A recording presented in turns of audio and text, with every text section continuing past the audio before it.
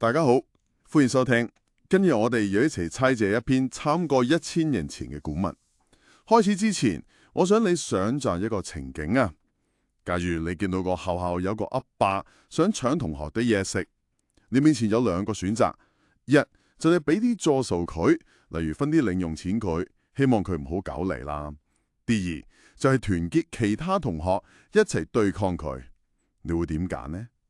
呢個難題其實就係蘇洵喺《六國論》裏面要探討嘅核心問題。今日我哋嘅目標咧，唔係要你死背書，而係要同你一齊猜借，睇下點解6個國家會輸俾一個場地，同埋蘇洵想透過呢段故仔同當時嘅皇帝講啲咩嘢。冇錯，要理解《六國論》嘅威力，首先要做到佢個核心論點。蘇洵一開波就拋咗一個好震撼嘅講法，佢話戰國時代嗰6個國家之所以會滅亡，個問題根本唔係武器夠勁或者打仗打得差，唔係因為你啲啊，咁係因為咩啊？佢開宗明義就話6國破滅，非兵不利，戰不散，必在六塵。哇！呢句嘢擺喺當時可以話係石破天驚噶。佢等於係話6國輸唔係因為打唔過，而係因為佢哋揀咗條最錯嘅捷徑，用土地去慰勞秦國。必在六塵，用土地去慰勞秦國。係啊，我哋今日咧就係要圍繞住呢個核心診斷，一層層咁剝開蘇洵嘅論證，睇下佢點樣證明呢個觀點。好，咁我哋就由必在六塵開始，用土地換和平。聽落好似一個避免衝突嘅方法，點解作者會話呢個係一個弊端，一個最大嘅問題呢？呢個就係蘇洵高明嘅地方，佢用呢個好強烈嘅對比去脱看件事有幾荒謬。點樣對比法？佢首先提醒讀者呢啲土地係點樣來嘅，係啲祖先報喪勞、請斬正極，就係日殺雨淋、披荊斬棘，好辛苦先攞到嘅尺寸之地。一寸一土都係血汗呢？冇錯，但係佢哋嘅仔孫呢，就以意喻人，如黐草解，好似丟垃圾、丟路邊嘅野草咁，就將啲土地送咗俾人。哇，個對比真係好大，係嗎？跟住佢再用一個好有畫面感嘅說話去形容。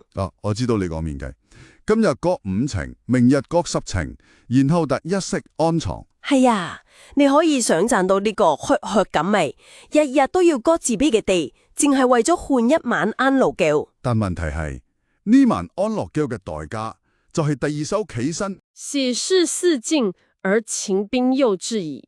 秦國的軍隊又來到你門口了，咁就完全揭示出了那種和平是極乾短暫、極乾虛幻。那個畫面感真是好強。是啊，而且那個畫面完美地鋪陳出了作者跟着要點出的根本矛盾。蘇洵看穿出了那種策略背後的一個可以說是數學上的謬誤。他話諸侯之地有限，暴秦之欲無厭。土地是有限的，但秦國的欲望是無限的。正是如此。你是想用有限的資源去填一個無限的黑洞，個結果是點其實一早注定走了噶啦。根本就好易明。為了令那個道理更加深入民心，蘇洵就用了全篇文章最經典，也都是我們最熟的一個比喻：抱薪救火。沒錯，以地事秦，由抱薪救火，薪不盡，火不滅。我們可以細微一下那個比喻，他將土地比喻成薪，即是柴火。將阻止秦國入侵那個目的比喻成救火。當然就好清楚啦。你見到火燭，經常係唔用水去淋熄佢。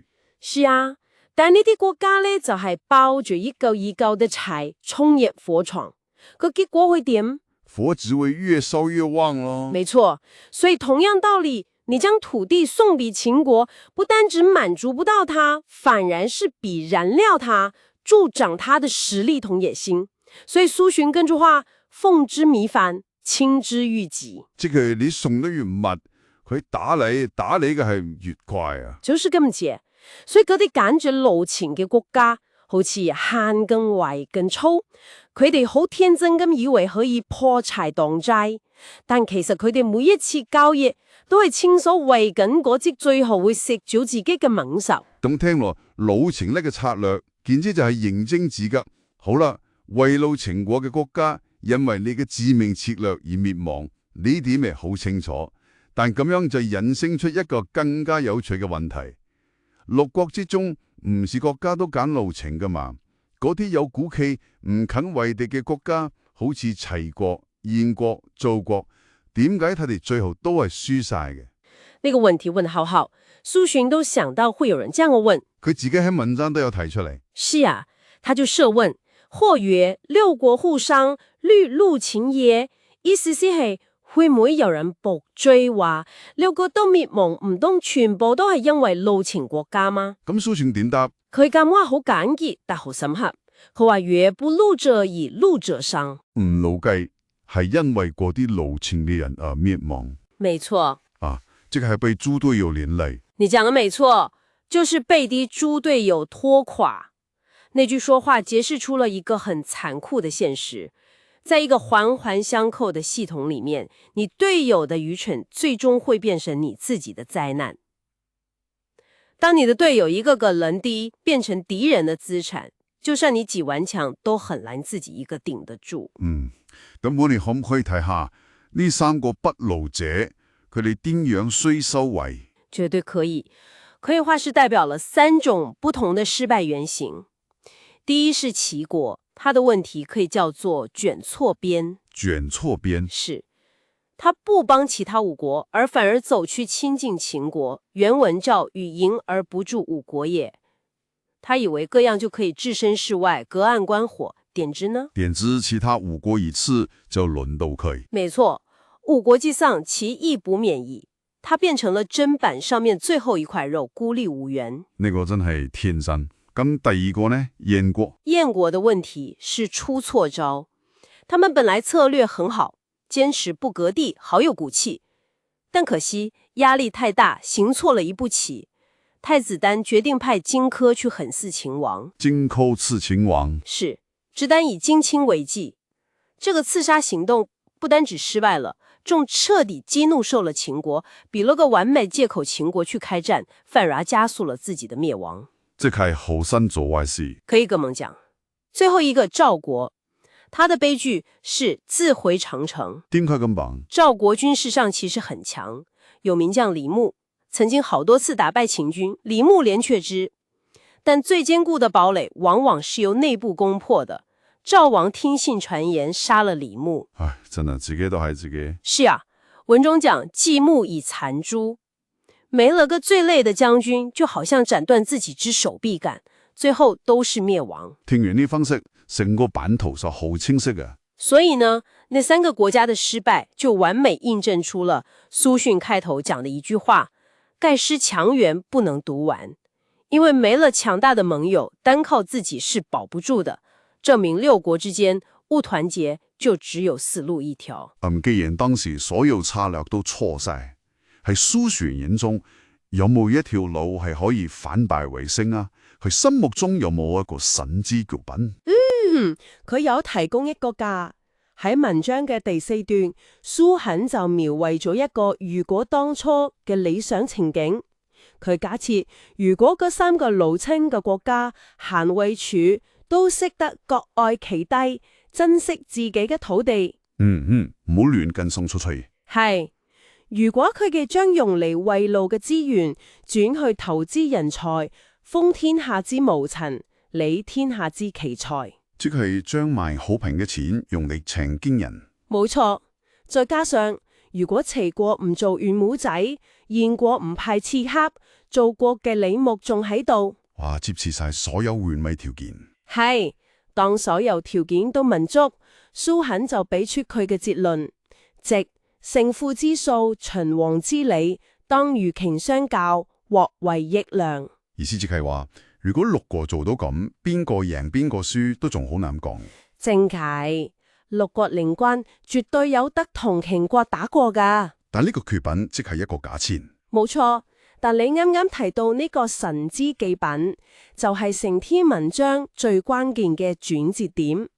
因為蘇肯提出呢個理想方案，唔係為咗做事後諸葛亮去評論幾百年前嘅歷史。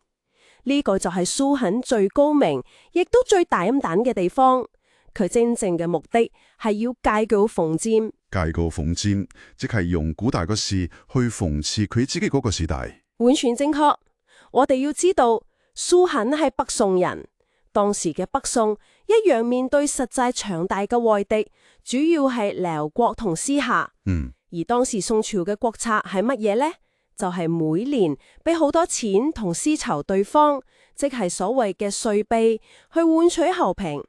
呢種做法同戰國六國割地求和本質上有咩分別呢？根本就係同一件事嚟嘅，係咪？所以文章最後一段可以話係圖重比見，蘇肯終於極露佢嘅真正意圖。佢好巧妙咁比較六國同北宋嘅國力。佢話六國實力加埋都唔夠秦國經，但北宋呢係天下之大，資源人口都遠相當年，條件好多啊。係，於是喺文末佢就發出一個好響亮嘅警告：久以天下之大而從六國撲王之告示，竊又在六國下矣。哇！呢個好冚喎，好冚。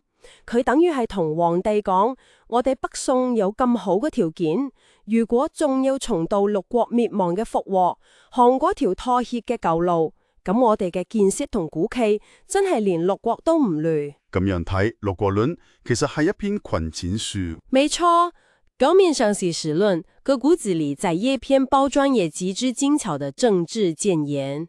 它不是直接衝去皇帝面前話你錯塞啊，而是透過一個深刻的歷史類比，去提醒最高統治者，陸地求和是死路一條。